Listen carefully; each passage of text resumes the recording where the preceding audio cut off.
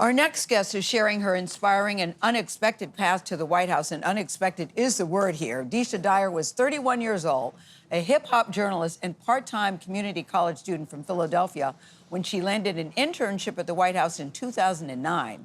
So listen to this, over 6 years, she rose from intern to White House social secretary for President Barack Obama and First Lady Michelle Obama. Drop the microphone, Ms. Dyer. You're right now. Yes. Wow. Yeah. She was in charge of every White House event, from state dinners to concerts and visit from world leaders and the Pope. She shares her journey in her new book. It's called Undiplomatic: How My Attitude Created the Best Kind of Trouble. We're very happy to say that Deesha Dyer is with us first on CBS Mornings, and welcome to you. Yes, thank you so much. It's so great to be here. I loved reading this book, Deesha, because I would see you at the White House, and you were always such a badass, so poised, so in control, so on top of everything. So to read that you, in that position, felt like an imposter, even when you reached that level, I didn't get it. Yeah. Help us explain that. The thing about imposter syndrome really is that you have it and it comes and it goes at different times. And I think that I was in this new environment at the White House, not even with a college degree. So I walked in and I was like, everyone else is more qualified than I am. But let's back up. June 2009, you get a call to interview for an intern. You're 31 years old. Yes. You're in community college. You end up getting that job, and then after you finish that job, they call you for another job, which says to me they saw something in you that you didn't see in yourself. Yes, they did. And when they called me, it was late one night, and I was so shocked. And I said, "Are you sure?"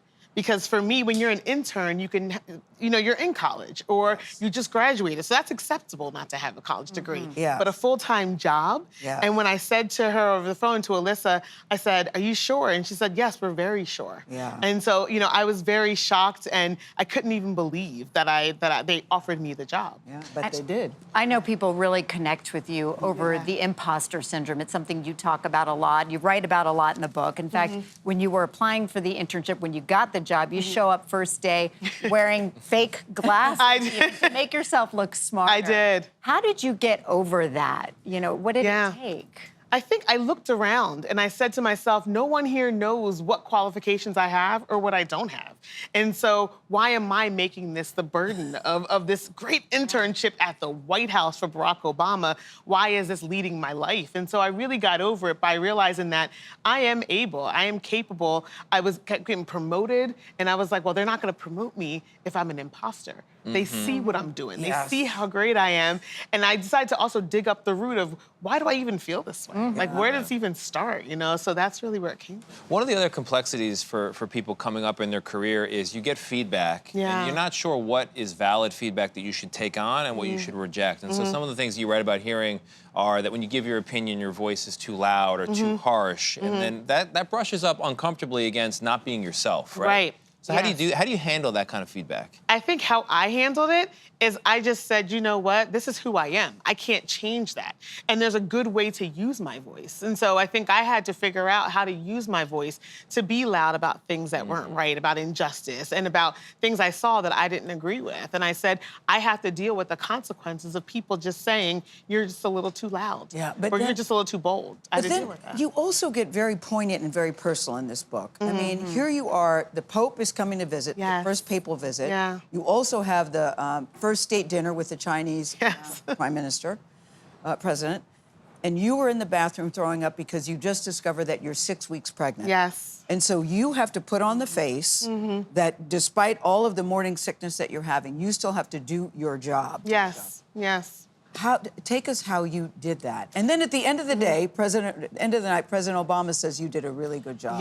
Not knowing all that was going on. Oh, they had no idea. And I think for me, the imposter syndrome made me feel like I have to push through this, like no matter how sick I am, no matter how I feel, because I was like, if I just mess up one small thing, I'm gonna go back to thinking I'm a fraud, and so will everybody else. And so you said there's no room for error for mistakes in the world. Oh, there's no room for error. I mean, the Pope does not visit weekly, I mean, like, China State Dinner does not happen, every month. And so there was not room for error. And I think I also put myself on a very high bar. And there's a newspaper article that said, is she up for this? Is she up for this week? Can she do it? We're not sure. And so I said, I'll show you. You almost didn't apply for the internship in the first place. We're so glad you did because it led to everything else, including this book, which is terrific. Yes, thank you. Thank I know. you so She much. ends with this: "You'll never be able to see your light standing in your own shadow, so move out of the way." Yes. Bravo to you, that. Deesha Thank Dyer. you so much. Thank you. And now you have your own company. Yes, Hook and Fasten, my social impact agency. Do you feel? Yeah. Do you still feel like an imposter? I'll go first. No. No, I don't. No, I feel great. Okay, and your company? Hook and Fasten is my company, and we work with corporations and communities Okay. on authentic partnerships. Bravo, Deesha Dyer. Bravo. Cheering you on always. Thank you. Undiplomatic is the name of the book. It's a great read. It's on sale now wherever you like to buy your books.